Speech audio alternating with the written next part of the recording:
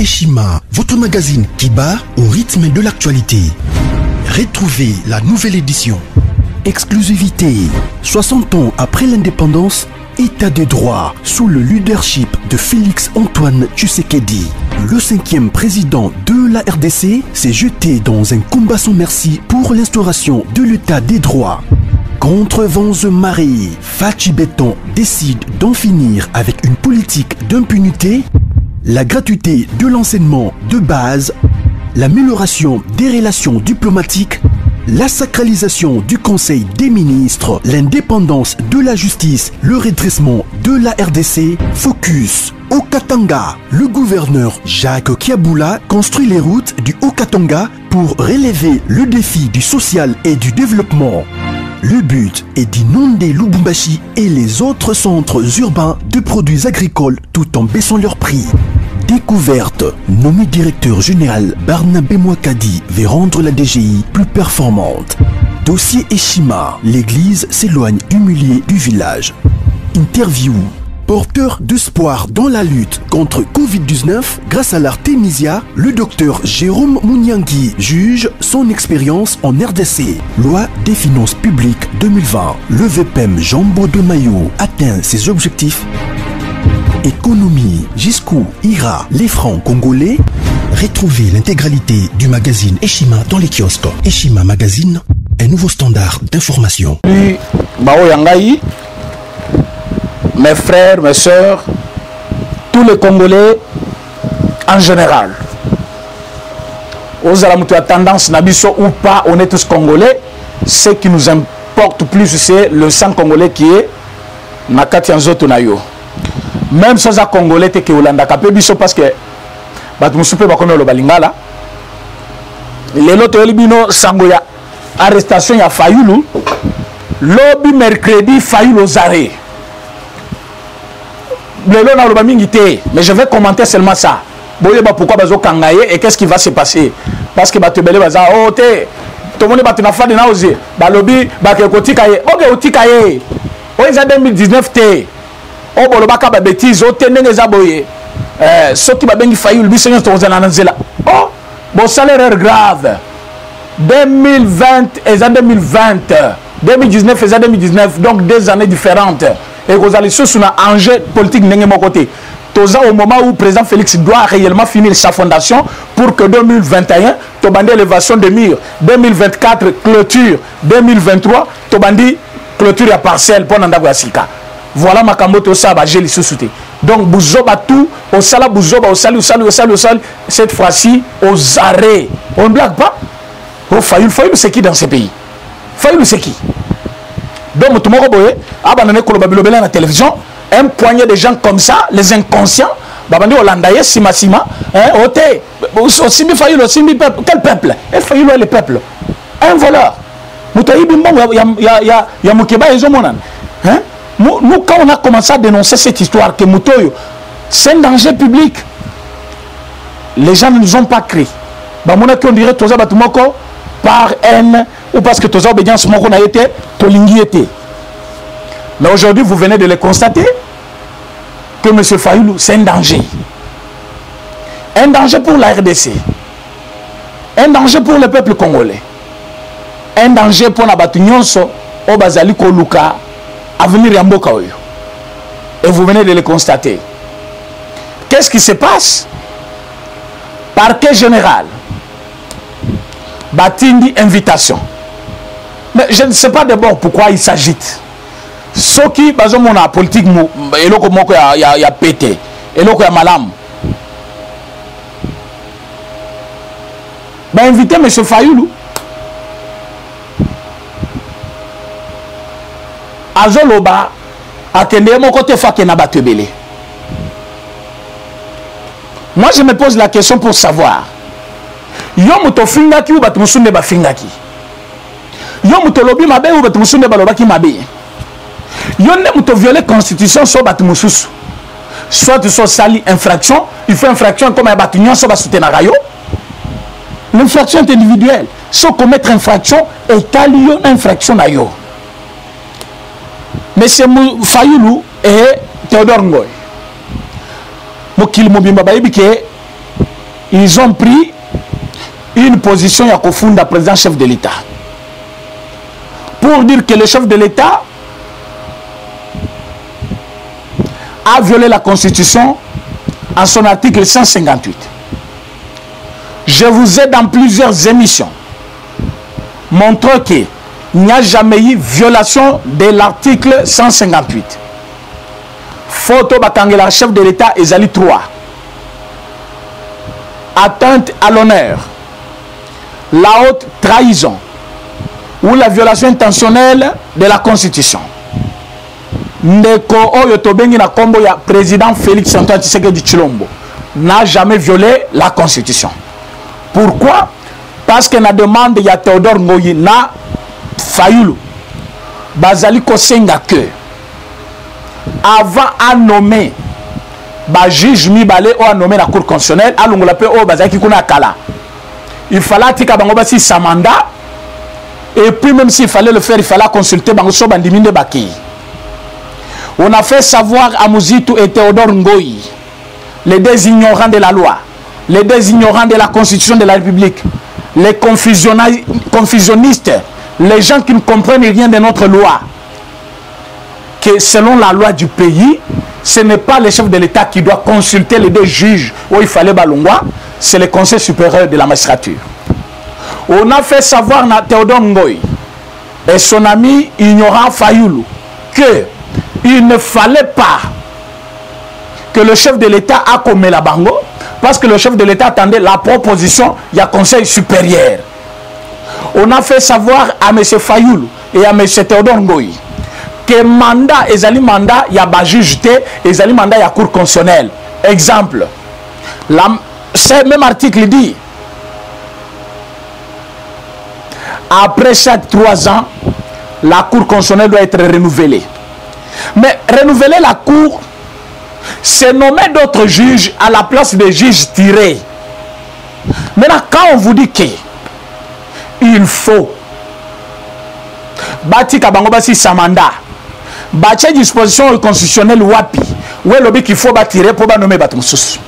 Alors, si pour renouveler la cour, il faut nommer d'autres juges et que le chef de l'État a nommé pour renouveler la cour, comment vous allez dire que c'est la violation? Parce que ce juge remplacé avait déjà au-delà de 6 ans. Donc ils avaient déjà dépassé doublement 3 ans de tirage au sort comme prévu par l'article 158. Mais M. Fayulu, qu'on t'explique dans quelle langue pour que vous compreniez. Pour que vous compreniez ce qui se passe. Comment on doit te parler. Merci beaucoup.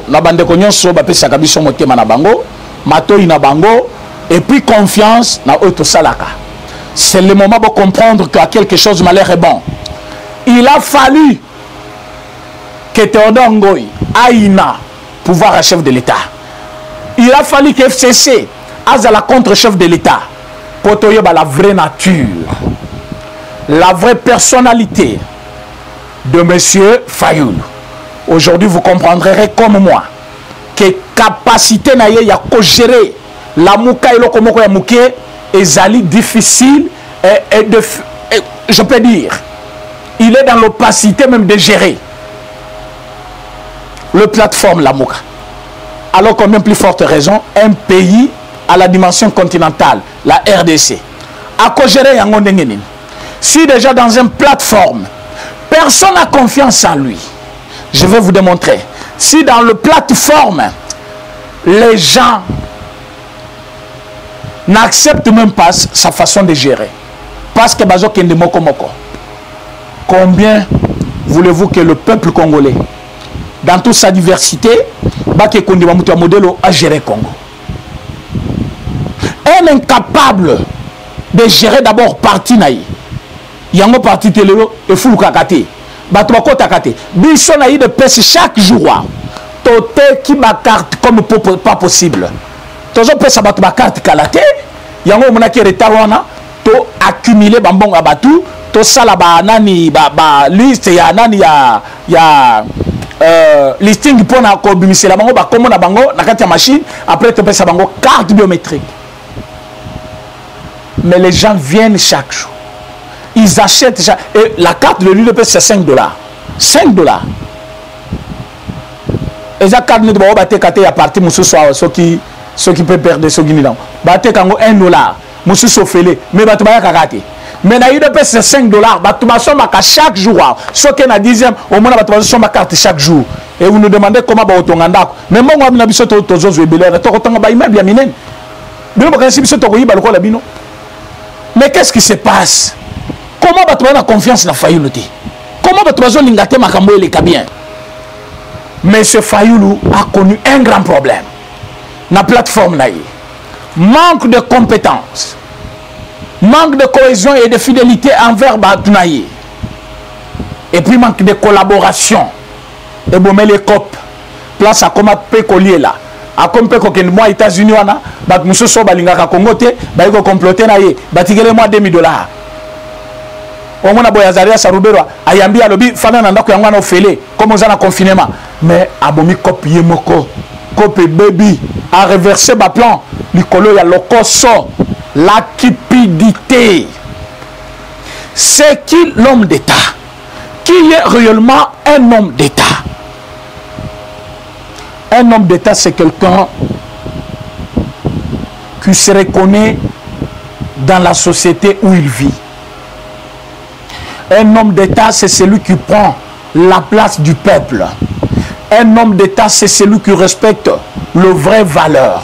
Un homme d'État, c'est celui qui honore sa parole. Un homme d'État, c'est celui qui respecte la Constitution. Un homme d'État, c'est celui qui vit au milieu des gens, qui sait prendre la place des autres. Un homme compatissant. Est-ce que tant que vous avez histoire, il y a Mokebaï, na Fayoulou. Est-ce que vous comprenez que Fayoulou a un cœur? Comment vous avez na moninga na ye? Jusqu'à ko ina même moi si na ye bana na ye pendant que moninga na kangami azana boloko. Mutu bakangi azana prison. Yo ke ko ina famille na jusqu'à ce niveau-là, jusqu'à ko soutirer bango peu d'argent. Oh yo mutu muso atindeli bango yo kutute. Mais c'est grave ça. C'est grave. Je vais en parler. Mais est-ce que Fayoulou incarne la leadership? Est-ce qu'il incarne la personnalité, voulais-je dire? Est-ce qu'il incarne une valeur humaine d'un homme d'État? Non, il n'en a pas. Un homme sans cœur.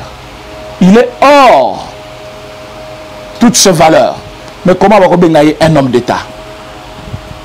Fayoulou a connu une crise fatale au niveau de la plateforme.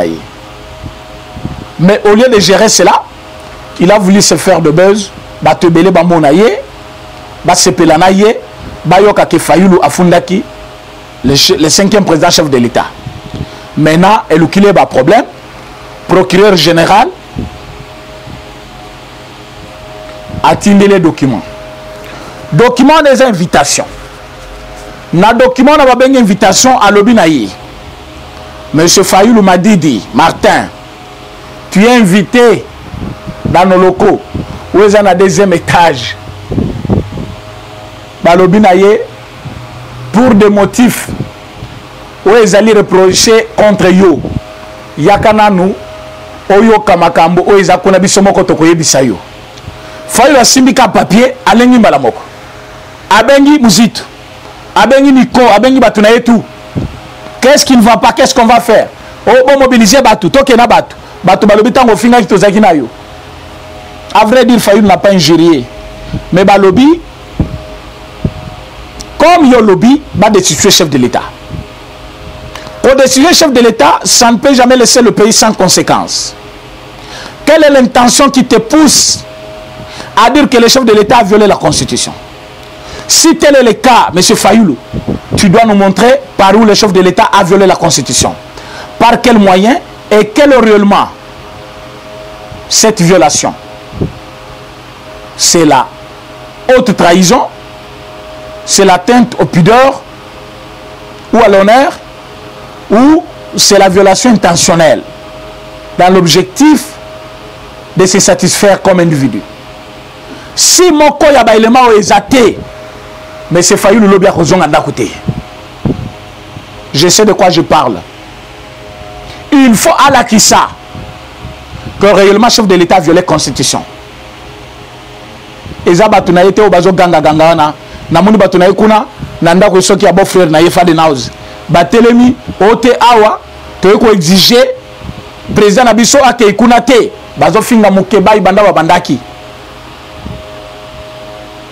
Qui vous a dit que parce que Bokekuna a que nous répondre soit qu'il y a des premières convocations, bah continue la deuxième. D'ailleurs ça s'appelle abattre une invitation, bah le convocation. Soit qu'il y a bah continue la deuxième. Troisième mandat d'amener. Fayoul aux arrêts. Nzambe alola. Il faut savoir respecter les chefs de l'État. Il faut savoir prendre le temps avant d'agir.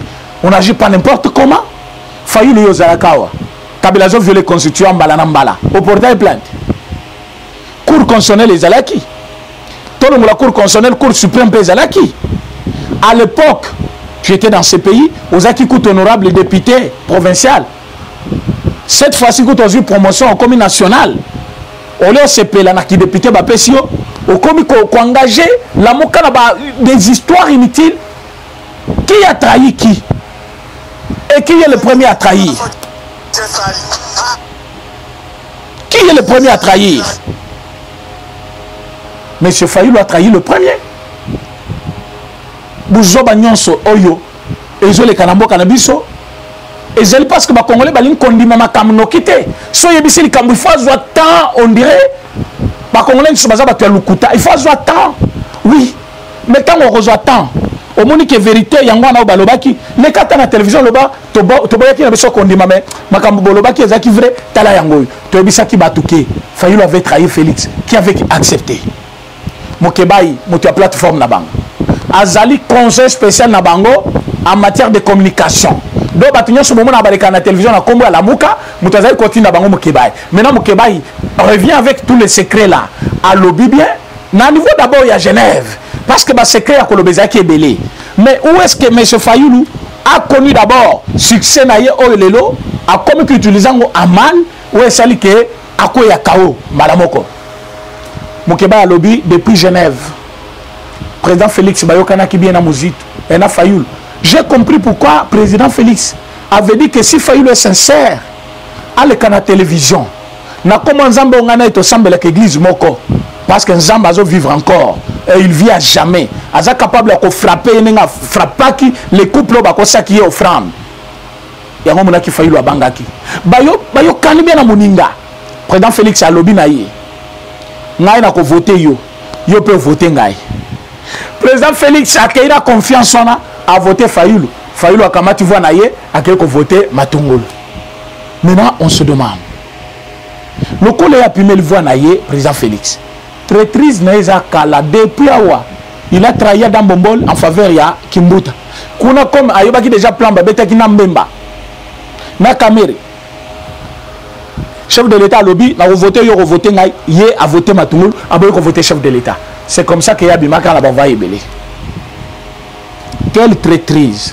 Et Moutazo le Bango Lelo, Mukebai, Moutulabango la communication, ou Azaki na Makambutu na Maboko. Mais pourquoi Mukebai a eu le Bango Lelo? C'est parce que Mukebai a lobby, l'Iboumonais a banqueté à Bomba. Il y a comme ça la vérité parce que Bango Bandi ko fingaye, continue à battre la télévision ba fingaye. C'est comme ça qu'il a lâché cette vérité. Mukebai a dit ceci. Il est clair. Une fois arrêté sur plainte, il y a gouvernement pour une assemblée provinciale, prison centrale à Makala. Mais Fayoulou n'a pas dit balobi, biso ko supporter ba auteur na batuna ba avocat na batuna tout. Maintenant Mukebai en prison, Mouzito a eu la bonne volonté, a béni $100 000 à Tindele Mukebai. Mais au lieu que Namongo Yomoko a pesi Fayoulou. Tant a pesi Fayoulou, Fayoulou a kamati mbongo wana. Akeye a bengi Nikona ba mettre avocat mosus a pesi mbongo 750. Atikana 250.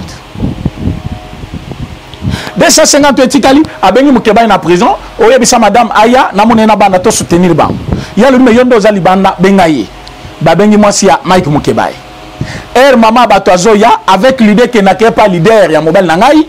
Bako pesa quelque chose ya bien. Bazo pesa combien? $200. Muto asala campagne électorale na 4 avions. Akenda poto pamba pamba. Muninga bakanja ozala boloko. Ako pesa $200. Moi si kutu elekeli ya bengi mobile na mobile alobi, ezali des jours bosomaka masango bolé na bana. Eleki une semaine. Ah, Mozitu. Mozitu, vous avez confiance à Fayoulou. Mozitu n'a pas confiance à Fayoulou. Tout comme tous les leaders, il y a la Moka, ils ont confiance à Fayoulou. Qu'est-ce qu'ils ont fait? Mozitu a eu le téléphone à Tchena Litoy. Mike, bonne santé. Mike Mokeba a lobby, oui, je vais bien. Abi Ozoki mi $1 na Timbele Kyo. Mozitu Yope. Yo yebi ki opesa ki Fayoulou Mbongo. Webi ke Mbongo ane kokoma. Pourquoi retourne sur Mike Mokeba? Donc même Mozitu n'a pas confiance à Fayoulou. Fayoulou a eu Mbongo. À 50 $. Après si Baniko 750. $200 après si moi ça Mokeba. 50 à Tchena poche. Rétro commission. Il y a Fayoulou. Ersco a eu l'art. Ayebisaki moi si na kabelio au vivre na bana lokola mobile ya kangami ozana soutien na biso. Moi ça kanisa ki Fayoulou nda pesi mbongo. Ba nikope ba kanisa ki muto apesi mbongo wana eza Fayoulou. Zoka mbongo ezaki ya Mozitu. Mozitu siko abengi Fayoulou. Abengi nani Mokebai. Mokebai lobi mais $15 000 ozoloba. Mozitu lobi na tinda ki mbongo par le biais ya président Martin Fayoulou. Mokebai lobi oh. Mais bon, il y a un avocat qui m'a avocat. Oui, c'était un foot avocat qui m'a fait sa machine. Ah, non. Tout compte fait, bah, maître avocat, bah, 750. Moi, c'est un avocat qui 205 qui fait 950. Mais ceux qui ont donc, président Martin a tiré $50. Mon Québec pour l'honneur. Le respect, il y a combat, Bazaki, n'a pas le couteau, n'a pas le kati. Amélie vérité, wana. Les lots, mon Québec, a mis ça en lobby. Fayoulou a mis ça $50, il y a batou. Ceux qui ont coupé ça Mokebai parce que Mokebai a zali suna bangote azongi silango mukolo nango Mozitu. Mais c'est quelle cupidité. Un candidat président, un candidat malheureux a que koyi bambongo $50. Est-ce que Fayoulou azangi $50? Vous voyez que c'est la haine, la mauvaise foi, manque de volonté. Un homme sans cœur, quelqu'un capable d'aider son ami. Même pendant le moment le plus difficile, imaginez-vous prison. Moninga à côté prison. Mais yo tikana bana. Ou yo kabela bango tambongo. Mais c'est grave. Alors t'en as tellement camion sona, j'ai vite compris que M. Fayoulou, même Dieu du ciel ne pouvait pas accepter qu'il devienne président chef de l'État au Congo. Parce qu'un homme pareil, beaucoup risqué à Kamati Mboka Teki. Yango monaki, tango bautaki Genève. Comme Matongula yebaki vérité nyos. Matongula lobaki, je ne suis pas avec ces gens ici. Comme récompense par exemple Félix Alobi, comme Alobi vérité nyonso yebaki vérité nengele kaki kendata na bad batinde bad. Comme Boussa Nyambouissa yebaki vérité à Bendani. Comme Mbemba yebaki vérité akeko restructurer parti naïe. Comme Katumbi yebaki akeko sala parti naïe. Atikeli le de Tintin, Fayoulou na mutu naïe. Oyo bazali incapable de gérer maintenant le parti. Ce qu'on se demande maintenant, est-ce que bateau baza à mesure? Baza à mesure, il y a que gérer Mboka. Baza à mesure, il y a que pesa ba Congolais ou baza qui n'ont pas besoin. Mais il y a des médias financés, il y a pas tout comme il y a Awa, ou bazali Koloba, Ote Fayoulou, l'incarnation de leadership congolais. Ah, mais c'est quelle bêtise, quel bobard comme ça. Vous devez respecter le chef de l'État. Vous respectez Batunion Sobaza Simanaye. Vous soutenir le président, chef de l'État Nabiso, parce qu'il aime le pays. Donc, lobby mercredi, et Kozala le 9, M. Fayoulou Théodore Ngoï doivent répondre devant la justice congolaise. Il doit dire la vérité au peuple congolais. Où se trouve la violation de la Constitution? Où se trouve atteinte à l'honneur? Où se trouve la haute trahison? Ce qui est athée, Fayoulou na Mozitu bakotika la kuna na Théodore Ngoï. Mais comme balobi, l'infraction est individuelle. Théodore Ngoï abandi koloba non. Na idée na ngai nazaki na besoin de tuer chef de l'État té. Selon ngai na loba ki chef de l'État a reporté. A reporté yango podani. Non, parce que ordonnance na ye ezala makambo belé a reporté yango a konomé bango ultérieurement. Mais c'est quoi ça? Théodore, obando ki maboloko ka sikoy. Vous êtes des jaloux. Président Félix n'a pas violé l'article 158. Si vous avez français, vous avez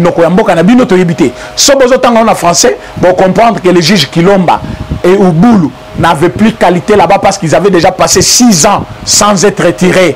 Or, l'article 158 nous dit la Cour constitutionnelle doit être renouvelée chaque 3 ans. Donc au-delà de 3 ans, bateau qui tire n'amté chef de l'État à n'importe quel moment parce que c'est déjà après 3 ans. Alors ça balongula qui kilomba. Balonguli peut juge té. Balonguli est dans mandat à Cour constitutionnelle, mais il reste juge. Yango banoma ki bango na kati ya Cour de cassation. Mais baboy quand même, baboy ko kende kuna. Yango babengi bango ba justifier. Na moni batunaye ba s'agiter. Bakomi kuna wo toza na liboso Faden House tozo réclamer chef na biso akende ko répondre te boy biso akende ko répondre te ba osala yi ba président chef de l'état kutuba kanga bango kaka yi soki aza na capacité à kofunda président l'exercice président chef de l'état vice président Union africaine azo funda yi azo porter plainte kaka yi un individu okuta te ki mandat na ye parce que na parlement la moni mutuna le biote il faut balongola immunité parlementaire zoka fayu na zaka parlementaire même le benga président élu. Mais c'est ce qui c'est un parlementaire. Il faut pas le pourquoi qu'il y a aussi jeté. Atinda mutukuna suppléant naïe. Suppléant wana base ba confirmer. Fayul n'a plus mandat. Ba kanga le colan tabamoko boy. Bazo sere écoute na sentir ma kolezo djembe la bakenaïe. Il ne peut pas résister. Si vous voulez qu'il soit respecté, botika qui doit répondre. Parfois la justice peut tabler autrement. Mais ça le beaucoup cahier. Bobo ya kende. Bako brutaliser na bino na bango après boyo tout na biso état de droit ya banoko na bino état de droit ce qui est ali état de droit ya Congo il faut bo respecter yango ce qui est comme état de droit tango bakangi bino ote état de droit bolo bakango non on ya biso état de droit ya banoko na bino état de droit yango oyo fayu la zana liberté ya kofunda chef de l'état ningalinye ake afundi chef de l'état état de droit mutokangi ete mais tant afundi ba moni que non ça devient intéressant. Comme Afundi, il faut motivation et bana. Afundi parce qu'à violer, ou Afundi parce qu'à violer. Mais selon Bango, le va tabler déjà dans le dossier. Bamonique a violé la constitution. Yango ba bengiye a expliqué opinion. Place ni chef de l'État a violé la constitution. C'est là où nous sommes. Où est le problème? Fayou aux arrêts. Je vous l'ai dit, Fayou aux arrêts. Avec son attaque, il va faire le mangungula pour rien. Même n'est plus avec lui. Katumbi n'est plus avec lui. Moukeba il vient de claquer la porte. Et Moukeba ne claque pas la porte silencieusement. Il ouvre sa bouche pour dire aux Congolais la vraie version des choses. La vérité, la réalité. Et le Lesco Bissotebige, Fayoul, a bendé $50 à battre. Mais quel est ce leader qui pouvait être président chef de l'État qui pide jusqu'à ce niveau-là? Le Kose Zamabé, la cupidité tue. Et belé au bazaka ba kipid na vie motema moto nazwa ba perda ke belé ba tout le rôle ba fayul boy na minute chute vertigineuse nana ko soutenir muzito ake mnani mbemba kenda katumia kenda lelo mukeba yake atikana ba epenge mutulogole epenge wana donge na Congo ata même sotonya tina mboka na yi est-ce que penazo représenter lo mutulogola oyo wana soki principe. Je vais vous dire une chose. Politique à Congo, comme dans maboko, il y a eu de peste. Botika Namtobo Samboka, Botika va s'agiter, il n'y aura rien. Le chef de l'État ne sera jamais destitué de son poste. Le chef de l'État va exercer son mandat jusqu'au bout et puis abandonner le mandat Moussoussou. Parce que même ce qu'il fallait, il fallait funda. Il va porter plainte au API. Il faut porter plainte au procureur général. Procureur général, il a congrès. Va constater violation. Si on va constater violation, va porter plainte contre le chef de l'État. La seule institution habilitée, il y a que des choix chef de l'État dans le mandat et Zali Kaka. La Cour constitutionnelle. Orion Setikali Pamba. Alors quand il s'agit d'un individu pour une infraction commise en dehors de ses fonctions, va confondre le chef de l'État. Mais pour pas s'ambisayer, il faut mandat ici là. À la fin, il y a mandat de porter plainte contre le chef de l'État. Alors, vous allez me dire que M. Fayoul et Théodore Ngoy, Bazan a raison de confondre le chef de l'État. Quelle haine, quel tribalisme. Fayoul doit être arrêté. Théodore, arrêté. Et tout ce monde-là. Alors, totalement, comme c'est Tikali Lobby, comme Azo qui peut répondre, n'enga na rejoindre rendez-vous nabin. Pour Nalelo, je pense que Oyo se balanda kibiso, Boyo Baketozan direct de Kishasa, Oyo Baché Nabino Bolingaka. Nous vous remercions pour tout ce que vous faites pour nous. On a besoin de dans notre numéro habituel, plus 243 84 43 68 919. Je vous remercie. À demain.